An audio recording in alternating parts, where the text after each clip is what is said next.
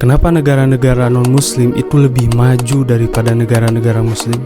Atau lebih spesifiknya lagi, kenapa orang-orang non-muslim itu lebih kaya daripada orang-orang muslim? Jadi pembahasan di video kali ini itu bakal cukup berat. Jadi pastiin teman-teman semua buat tonton sampai habis supaya gak ada miskonsepsi ataupun salah paham dari apa yang saya sampaikan.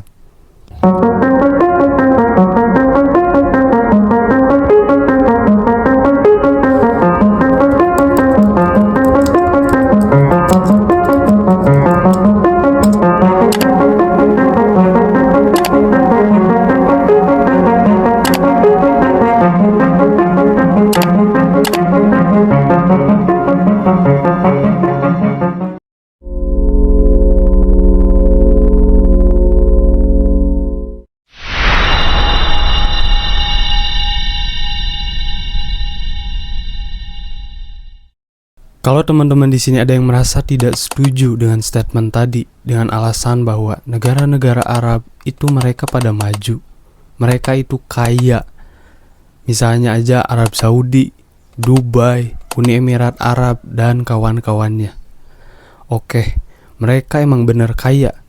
Tapi percayalah teman-teman, mereka semua bisa menjadi negara yang kaya, bisa menjadi negara yang maju hanya karena sumber daya minyak bumi yang mereka miliki.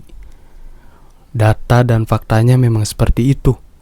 Negara-negara Arab merupakan penyumbang terbesar dari produksi minyak global. Bahkan APBN atau pendapatan negara Arab Saudi sendiri itu didominasi oleh hasil penjualan minyak bumi. Angkanya sangat tinggi. Sebesar 80%. 80% pendapatan negara Arab Saudi itu berasal dari minyak bumi. Dan sekarang coba bayangkan teman-teman, what if minyak bumi itu tidak ada? Apa yang bakal terjadi kepada negara-negara Arab di sana? Mungkin nasibnya akan sama seperti Indonesia, menjadi negara yang berkembang. Dan kalau teman-teman di sini ada yang merasa tidak setuju juga dengan statement bahwa orang-orang non-muslim itu lebih kaya daripada orang muslim, kita semua bisa cek deh dari daftar orang terkaya di dunia yang sering dikeluarkan oleh majalah Forbes. Pada edisi Januari 2024, dari 100 orang terkaya di dunia, tidak ada satupun yang muslim. Yes, teman-teman sekalian gak salah dengar, tidak ada satupun yang muslim dari 100 orang terkaya di dunia. Bahkan kalau kita perkecil lagi ruang lingkupnya, yaitu di Indonesia deh, sebagai negara yang mayoritas muslim, dari 100 orang terkaya di Indonesia, itu hanya ada segelintir saja yang muslim. Dalam arti yang menjadi mayoritas di sini itu non-muslim. Yang mana padahal negara Indonesia sendiri merupakan negara mayoritas muslim, yang angkanya hingga menyentuh 87,2% dari total penduduk 283,5 juta jiwa. 87%-nya itu merupakan muslim. Itu jelas angka yang gede banget. Tapi kenapa di negara yang bahkan mayoritas muslim sekalipun, itu orang terkayanya didominasi oleh orang non-muslim? Ini kita baru ngomongin soal kekayaannya ya, belum lagi ilmuannya, sejarawannya, penemunya, saintisnya. Karena kita semua tahulah bahwa hampir semua kemajuan ilmu dan teknologi di dunia ini itu ditemukan dan dikuasai oleh Barat. Gak perlu jauh-jauh deh, yang melekat di badan kita aja nih, itu mulai dari jam tangan, kacamata, handphone, internet, mobil, pesawat, obat-obatan, dan masih banyak lagi, itu semua berasal dari Barat. Tapi kenapa orang Islam sendiri malah tertinggal jauh? Padahal kalau kita lihat lebih jauh lagi ke belakang, itu banyak sekali ilmuwan-ilmuwan hebat dari Islam itu, yang memang sangat berpengaruh di dunia ini. Sebut aja Al-Khwarizmi, Bapak Al-Jabar dan Angka Arab, Ibnu Sina, Bapak Kedokteran Modern, Al-Zahrawi, Bapak Bedah Modern, Jabir Ibnu Hayyan, bapak kimia modern, dan masih banyak lagi. Mereka semua bahkan menjadi pelopor dan merevolusi peradaban umat manusia pada kala itu. Tapi kenapa sekarang ini situasinya malah terbalik? Islam menjadi terpuruk dan Barat menjadi sangat maju. Bahkan saking terpuruknya, citra Islam sendiri itu di mata Barat menjadi buruk. Mereka bahkan menilai Islam sebagai beban. Karena mayoritas dari negara-negara Islam itu negara miskin, tidak ada kontribusinya terhadap dunia. Bahkan dalam hal menjaga perdamaian dunia sekalipun, negara-negara Islam banyak yang berkonflik, bahkan berperang. Seperti di Suriah, Yaman, tapi terkecuali di Palestina ya, karena di sana bukan peperangan, tapi penjajahan. Intinya adalah apa yang menyebabkan ini semua bisa terjadi.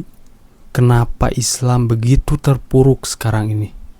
Tapi disclaimer dulu ya sebelum lanjut, di sini bukan berarti saya menjelek-jelekan agama Islam ataupun merendahkan agama Islam, karena saya sendiri seorang Muslim. Walaupun memang di sini sentimennya itu kepada agama, tapi bukan berarti agamanya yang salah. Lantas siapa yang salah? Yang salah adalah mereka yang menjalaninya, dalam arti orang-orang Muslim itu sendiri. Jadi saya harap video ini bisa menjadi bahan evaluasi dan pelajaran bagi kita semua untuk bisa berubah dan berkembang menjadi lebih baik lagi.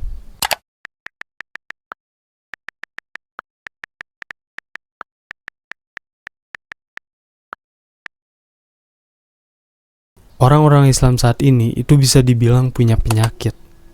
Jadi gini teman-teman, pada zaman Rasulullah itu disebutkan bahwa mereka adalah generasi terbaik umat Islam. Kenapa mereka bisa mendapatkan gelar seperti itu? Apakah karena keilmuan Islam yang mereka miliki? Kalau kita bandingkan ya dengan sekarang ini, kalau misalnya aja dari segi hadis, imam-imam yang meriwayatkan hadis seperti Imam Bukhari, Imam Muslim itu jauh lebih banyak menghafal hadis daripada sahabat-sahabat Rasul sendiri. Dan kalau dalam menghafal Al-Quran pun, di zaman sekarang itu jauh lebih banyak penghafal Quran daripada zaman Rasul dulu. Bahkan sahabat Rasul sendiri itu ada yang tidak hafal Quran. Lantas kan pertanyaannya, kenapa mereka hingga bisa mendapatkan gelar sebagai generasi terbaik umat Islam kalau dari segi hadis, penghafal Quran itu kalah sama kita? Jawabannya adalah karena mereka itu umat yang paling patuh.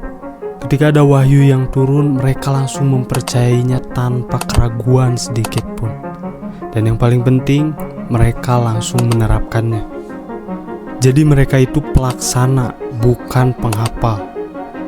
Ketika memang ada satu ayat yang turun memerintahkan akan sesuatu, mereka langsung melakukannya. Tapi umat Islam saat ini itu malah terbalik. Lebih cenderung menghafal daripada melaksanakan. Kita semua tahu ya, sekarang ini banyak sekali penghafal Quran, penghafal hadis, tapi implementasi dalam kehidupan sehari-harinya atau pelaksananya itu tidak ada. Misal dalam hal sederhana aja, dalam hal kebersihan, kita bisa lihat ya dan bandingkan di negara-negara mayoritas Muslim kayak Arab Saudi, Indonesia, dan lainnya. Kalau kita bandingkan ke negara-negara Eropa yang mayoritas itu non-Muslim, kayak Inggris, Prancis, dan yang lainnya, itu jelas beda banget. Di negara-negara Eropa yang mayoritas itu non-Muslim, kita bisa bilang ya susah banget buat mencari sampah di jalanan itu. Karena di sana benar-benar bersih dan mereka benar-benar menerapkan prinsip kebersihan. Tapi kalau di negara-negara mayoritas Muslim kayak Arab Saudi, Indonesia, itu bukan gampang lagi nyari sampah, tapi malah berserakan di mana-mana. Prinsip kebersihan itu sendiri tidak diterapkan sama sekali. Padahal orang Islam sendiri hafal betul dalilnya bahwa kebersihan itu sebagian dari iman, tapi tidak ada yang menerapkan prinsip itu. Bahkan yang lebih parahnya lagi adalah kita sebagai umat Islam itu untuk mempelajari Al-Quran itu dilarang. Jadi gini, ada beberapa ulama ya, kita bisa sebut oknum lah ya, yang mengatakan bahwa ilmu matematika, fisika, geologi itu tuh gak penting. dengan alasan bahwa ilmu-ilmu itu gak akan dibawa ke akhirat. Nanti di akhirat gak akan ditanya kok soal matematika, fisika, kimia. Padahal dalam Al-Quran sendiri itu dikatakan bahwa kita sebagai umat Islam harus dan wajib untuk mentadaburi kekuasaan Allah. Dan untuk melakukan itu kan kita perlu buat belajar banyak hal. Semisal kita mau mentadaburi kekuasaan Allah dalam alam semesta ini, ya kita harus belajar ilmu astronomi. Kalau kita gak belajar ya mau gimana caranya? Nah, akibatnya kan umat Islam sekarang ini itu sangat bergantung pada barat. Misal dalam hal ibadah aja, di masjid kita seperti mikrofon, speaker, itu semuanya dari barat. Bahkan ya dari baju koko yang kita pakai buat sholat pun, ya mungkin mereknya itu Islami.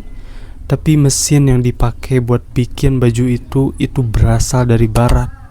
Kemarin bahkan pernah ada kasus kan, dimana kalau kita mau pergi ke haji itu harus disuntik vaksin. Nah, si vaksinnya itu mengandung babi. Ya kalau orang non muslim yang bikin vaksin itu kan ya wajar lah mengandung babi. Tapi kan ini menggambarkan bahwa umat Islam sendiri itu bahkan gak bisa bikin vaksin. Karena kalau umat Islam sendiri yang bikin vaksin kan gak mungkin tuh mengandung babi. Jadi ya umat Islam sekarang tuh dia tahu ilmunya, dia hafal betul ilmunya, tapi gak mau menerapkannya. Coba bayangkan ya teman-teman, seandainya umat Islam itu menerapkan satu hal aja yang diperintahkan dalam Al-Quran, misalnya aja dalam hal kebersihan, itu negara-negara Islam pasti akan bersih, ya kayak di negara-negara Eropa, dan akan mempelajari mati-matian soal teknologi ramah lingkungan, sumber daya yang ramah lingkungan, dan pastinya jadi negara yang paling maju dalam hal kebersihan. Itu baru satu ya, belum lagi hal-hal lainnya. Tapi kan sekarang ini yang digembor-gemborkannya itu ya penghafal Quran. Kita akan mencetak sekian juta penghafal Quran. Penghafal Quran di Indonesia itu udah banyak sekali teman-teman. Yang dibutuhkannya itu pelaksananya. Karena ya kalau dihafal doang itu gak akan kemana-mana. Jadi ya ini sekaligus menjawab pertanyaan kita di awal tadi. Kenapa situasi Islam itu menjadi terbalik, yang tadinya sangat maju di zaman dulu tapi sekarang begitu terpuruknya? Karena ya agamanya sendiri itu dibalik, lebih mementingkan hafalan daripada pelaksanaan. Jadi ya semoga ini bisa menjadi bahan evaluasi kita semua untuk bisa berkembang, untuk menjadi lebih baik lagi. Di sini saya bukan menggurui, saya bukan menghakimi, karena saya sendiri masih belajar. Tapi saya berharap ini bisa menjadi pelajaran buat kita semua. Demikian yang bisa saya sampaikan. Saya Muhammad Arif Agustian. Terima kasih sudah menonton.